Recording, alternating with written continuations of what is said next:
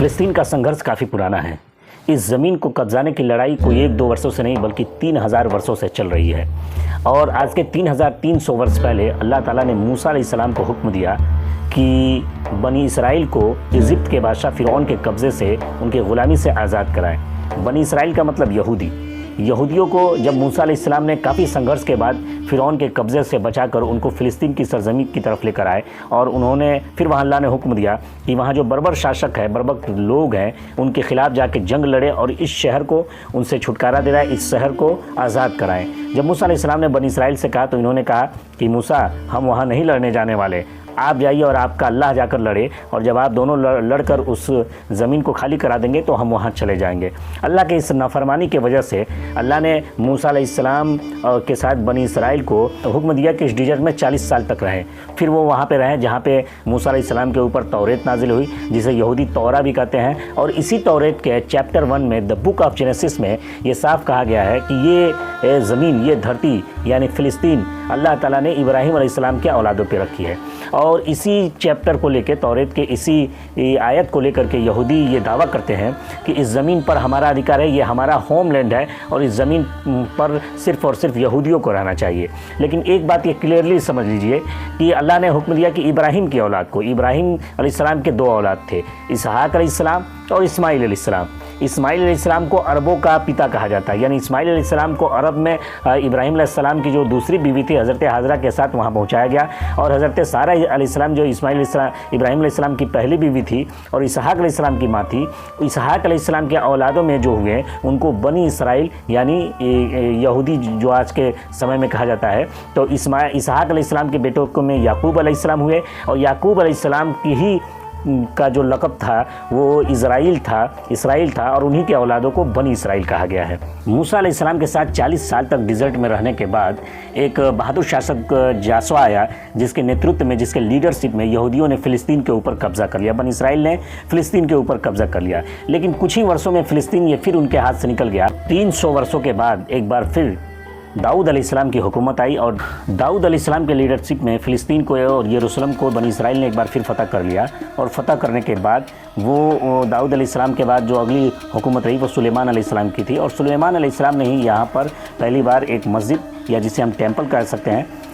यरूशलेम के अंदर बुनियाद डाली। और उसके बाद यहाँ पे लगभग 400 साल तक बनी इसराइल की हुकूमत रही। 400 साल तक बनी इसराइल ने इस शहर के ऊपर हुक्मरानी। बनी इसराइल के 400 साल हुकूमत करने के बाद इराक़ के अंदर बेबीलोन एक बहुत बड़ा एम्पायर बन चुका था, जिसके बादशाह बख्त नसर ने अपनी हुकूमत, अपने साम्राज्य को फैलाने के लिए फ़िलिस्तीन, यरूशलेम के शहर के ऊपर बर्बर हमला कर दिया। यरूशलेम सिटी को पूरी तरीके से बर्बाद कर दिया। और वो टेम्पल जो सुलेमान अलैहिस्सलाम ने बनाया था, वो मस्जिद जो सुलेमान अलैहिस्सलाम ने बनाया था, उस मस्जिद को भी तबाह व बर्बाद कर दिया। और बहुत सारे यहूदियों की कत्ले गारत की गई, उन्हें मार दिया गया। और जो यहूदी बचे थे उनको ग़ुलाम बनाकर इराक़ लेकर चला गया। 70 साल तक ये बनी इसराइल वहाँ पे उस जालिम बादशाह की ग़ुलामी करते रहे। और 70 साल बाद एक इराक़ के अंदर एक बड़े ही नेक बख्त बादशाह, जिसे साइरस द ग्रेट हम कहते हैं, या इस्लामिक शब्दों का प्रयोग करें, इस्लामिक नाम का प्रयोग करें तो जिसे हम ज़ुल्करनैन अलैहिस्सलाम कहते हैं। और उन्होंने इस जालिम बादशाह के ऊपर हक पर फतह के बाद इन यहूदियों को, इन बनी इसराइल को दोबारा फ़िलिस्तीन की तरफ भेजा। और फ़िलिस्तीन के भेजने के साथ साथ उन्हें फ़ंड भी दिया, आर्थिक मदद भी किया कि आप जाएं और वहाँ पे जाके सुलेमान अलैहिस्सलाम के द्वारा जो बनाया गया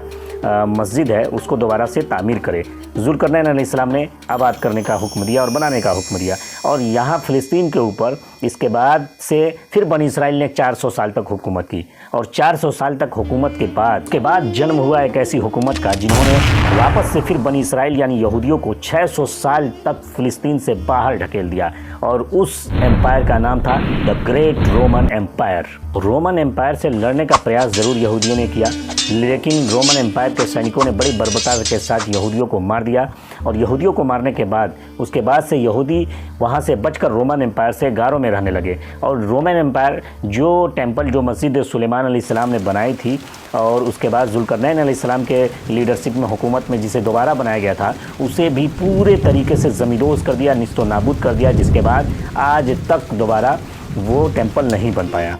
उसके बाद फ़िलिस्तीन पर रोमन एम्पायर का जो कब्ज़ा था वो 600 साल तक रहा और 600 साल तक यहूदी फ़िलिस्तीन की सरज़मीन से बाहर। और 600 साल हुकूमत करने के बाद रोमन एम्पायर ने एक ऐसी गलती की जो गलती उसे शायद कभी नहीं करनी चाहिए। जी हाँ, अरब के अंदर इधर पैगम्बर मोहम्मद सल्लल्लाहु अलैहि वसल्लम ने नबूवत का ऐलान कर दिया था, इस्लाम तेज़ी से बढ़ रहा था और रोमन एम्पायर और पर्शियन एम्पायर ने अरबों के इस दीन को ख़त्म करना चाहा और मुसलमानों के ख़िलाफ़ जंग का ऐलान कर दिया। फिर क्या था कि फिर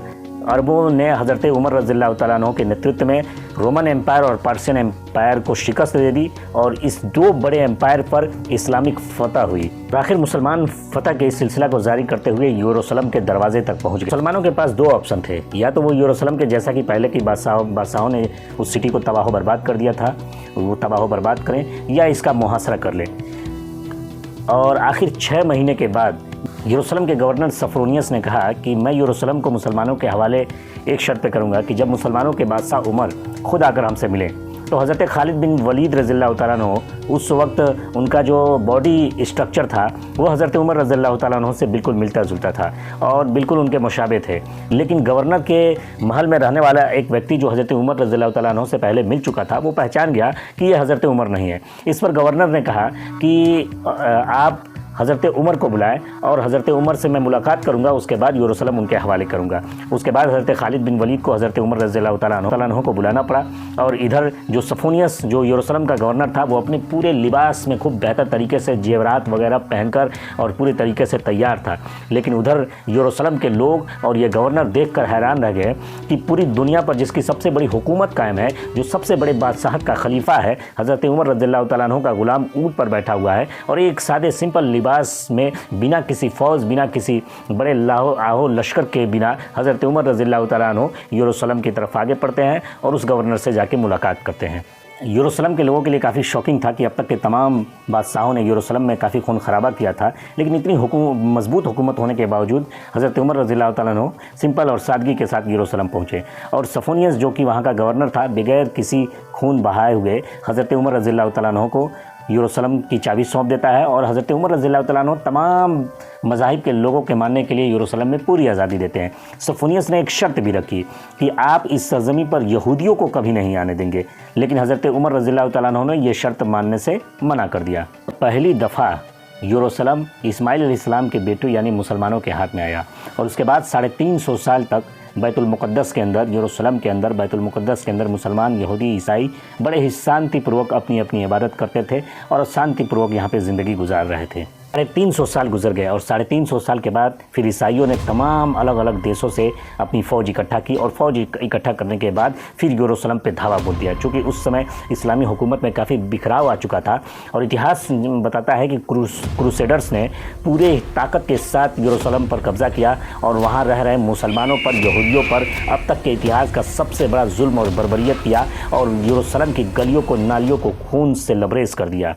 क्रूसेडर्स ने बैतुल मुक़द्दस को अपने एक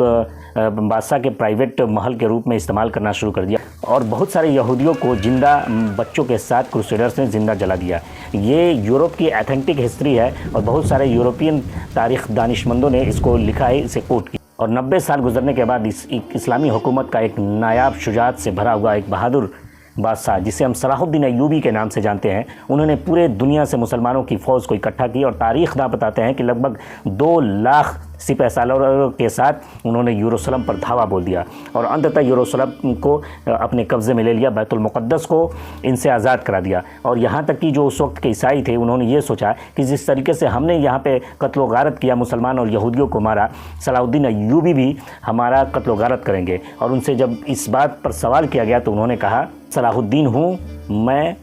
तुम्हारे जैसा नहीं हूँ। और फिर उसके बाद सलाहुद्दीन अय्यूबी ने पूरे तरीके से यहाँ पे सभी धर्मों के लोगों के लिए आज़ादी दी और हज़रत उमर का ही तरीका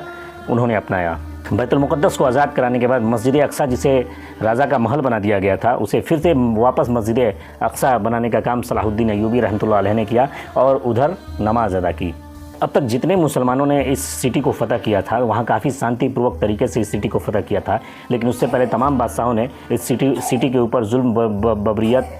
बर्बरियत और खून खराबा का लंगर नाच किया था।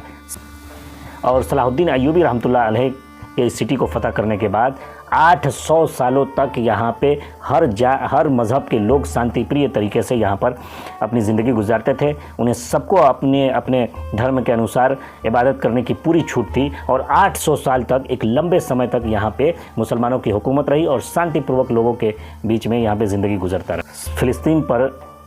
खिलाफत उस्मानिया की हुकूमत थी, तो प्रथम विश्व युद्ध में अरबों ने ब्रिटेन के साथ मिलकर खिलाफत उस्मानिया को तोड़ने का काम किया, खिलाफत उस्मानिया को हराने का काम किया। और इनकी ये सोच थी कि हम अरबों के ऊपर, ये टर्किश लोगों का, ये तुर्कियों का हुकूमत क्यों चलेगा। तो इस राष्ट्रवाद और इस नेशनलिज्म के कारण अरबों ने ही खिलाफत उस्मानिया को से हटाकर अंग्रेज़ों के हाथों में सौंप दी और अंग्रेज़ों और इधर यहूदियों का एक गुप्त समझौता हो चुका था और उस समझौते में ये लिखा जा चुका था कि अगर हम प्रथम विश्व युद्ध जीत जाते हैं तो उस समय यहूदियों को उनका एक स्वतंत्र स्टेट, स्वतंत्र राज्य बना कर देंगे। क्लियरेशन हुआ क्यों था क्योंकि इससे पहले यहूदी हर फील्ड, चाहे वो मेडिकल फील्ड हो, साइंस फील्ड हो, एजुकेशन फील्ड हो, कृषि फील्ड हो, हर फील्ड में वो बहुत ही मजबूत तरीके से यूरोप के अंदर जमे हुए थे और सबसे रिच कम्युनिटी मानी जाती थी यहूदी, और इनका सपोर्ट प्रथम विश्व युद्ध में ब्रिटेन के लिए ज़रूरी था। 18 वर्षों से यहूदियों के पास कोई अपना स्टेट, कोई अपना राज्य, कोई अपना देश नहीं था। तो यहीं से ज़ायोनिज़्म की शुरुआत हुई और उन्होंने सोचा कि हमारा अपना भी मुल्क होना चाहिए, हमारा अपना भी देश होना चाहिए, और इसके लिए उन्होंने फ़िलिस्तीन की सरज़मीन को चुना और उस पर लगातार वो कार्य करते रहे और चलते उस्मानिया के सुल्तान अब्दुल हमीद से भी डील करने की कोशिश की और उन्होंने फ़िलिस्तीन को अपने होमलैंड के रूप में मांगने का प्रयास किया, जिस पर सल्तनत उस्मानिया के सुल्तान अब्दुल हमीद ने ये साफ तौर पर इनकार कर दिया कि हम ज़मीन का एक टुकड़ा भी सिहूनी रियासत के लिए नहीं देंगे, और लिहाजा उन्होंने सल्तनत उस्मानिया के ख़िलाफ़ षड्यंत्र करना शुरू कर दिया और किसी भी तरीके से इस उस्मानिया सल्तनत को वो ख़त्म करना चाहते थे। और जैसे ही प्रथम विश्व युद्ध के बाद खिलाफत उस्मानिया का ख़त्म हो गया, ओटमन साम्राज्य ख़त्म हो गया और ये ब्रिटेन के कब्ज़े में आ गया, तो इसी सीक्रेट प्लान के तहत यूरोप के तमाम कोने कोने जगहों से यहूदी जो थे वो फ़िलिस्तीन में शिफ्ट होना शुरू हो गए और फ़िलिस्तीन में शिफ्ट होने के साथ साथ वो वहाँ के मुसलमानों को डबल ट्रिपल दाम दे करके वहाँ ज़मीनें ख़रीदना शुरू कर दिए और ज़मीनों को हथियाना शुरू कर दिए। ब्रिटिश हुकूमत ने भी वेलफेयर डिक्लेरेशन के तहत यहूदियों के अलग स्टेट होने की बात को सपोर्ट किया ताकि विश्व युद्ध होने में यहूदियों का पैसा और सपोर्ट दोनों को लिया जा सके। इसके बाद जब द्वितीय विश्व युद्ध हुआ जिसमें हिटलर ने यहूदियों को 60 लाख यहूदियों को मारने का काम किया और हिटलर के जुल्म से तमाम अन्य देशों से भी जो यहूदी थे वो जब उस देश से बाहर निकले तो उन्हें किसी और देश ने नहीं बल्कि इसी फ़िलिस्तीन ने शरण देने का काम किया और वो फ़िलिस्तीन में जमा होना शुरू हो गए और धीरे धीरे फ़िलिस्तीन में अब अरबों और यहूदियों के बीच में लड़ाई और झड़पें होना शुरू हो गई, जिसके बाद यूएन ने एक डिसीज़न निकाला। यूएन डिसीज़न किया कि फ़िलिस्तीन को 3 हिस्सों में बांटा जाएगा, एक हिस्सा फ़िलिस्तीन के पास और एक हिस्सा यहूदियों के पास, इजराइल के पास, और एक हिस्सा जो होगा जेरूसलम वो इन दोनों में से किसी के पास नहीं होगा, वो यूएन के पास होगा। अरब ममालिक ने सख्त मुखालफत की और इजराइल के आज़ाद होने के सिर्फ एक दिन बाद सारे अरबों ने मिलकर चारों तरफ से इजराइल के ऊपर हमला कर दिया। बड़े ही बेशर्मी के साथ अरब ये जंग हार गए और उस देश से हार गए जो साइज़ में इनसे बहुत छोटा, और इस जंग के शुरू होने के ठीक एक दिन पहले जो देश आज़ाद हुआ था के हारने के बाद जो यूएन ने जो मैप खींचा था और देश जो फ़िलिस्तीन और इजराइल को जो ज़मीन देने की बात कही थी उस ज़मीन का सिर्फ 40% ज़मीन ही फ़िलिस्तीनियों के पास बचा और बाकी का जो 60% जो लैंड था वो इजराइल के कब्ज़े में आ गया, इजराइल के पास। इजराइल ने यरूशलेम के आधी सिटी को भी फतह कर लिया और इजराइल ये जंग अकेले नहीं लड़ रहा था बल्कि उसके साथ दुनिया के बड़े बड़े ममालिक भी उसके साथ इस जंग में शामिल होकर इजराइल को अपना समर्थन दे रहे थे। रशिया और फ्रांस भी इजराइल के साथ थे और इजराइल ने इस जंग के बाद बिना समय गंवाए 7 लाख अरब मुसलमानों को फ़िलिस्तीन से बाहर कर दिया। 7 लाख एक कम संख्या नहीं होती है, जिसके बाद उसी फ़िलिस्तीन की सरजमीन पे जहाँ पहले मुस्लिम ज़्यादा थे वहाँ उनकी संख्या कम हो गई और यहूदियों की संख्या ज़्यादा हो गई। फिर 1967 में युद्ध होता है और 1967 में भी युद्ध में 6 दिनों के अंदर ही इजराइल जो अपने आप को काफ़ी ताकतवर मजबूत स्टेट बना चुका था 6 दिन के अंदर ही अरब ममालिकों को हरा देता है और अरब ममालिकों की शर्मनाक हार के बाद वहीं से जन्म होता है मुस्लिम ब्रदरहुड का। जी हाँ, उन्होंने कहा कि ये जो जंग हारने का सिलसिला है इजराइल से, ये वो हुक्मरान हार रहे हैं जिनके अंदर जो नाम के मुसलमान हैं, जिनके अंदर जिहाद की ताकत नहीं है। फ्रांस भी उन्हीं में से निकला हुआ एक ग्रुप है, लेकिन अख्वानुल मुस्लिमीन जो थी वो वायलेंस के ख़िलाफ़ थी, वो हिंसा के ख़िलाफ़ थी।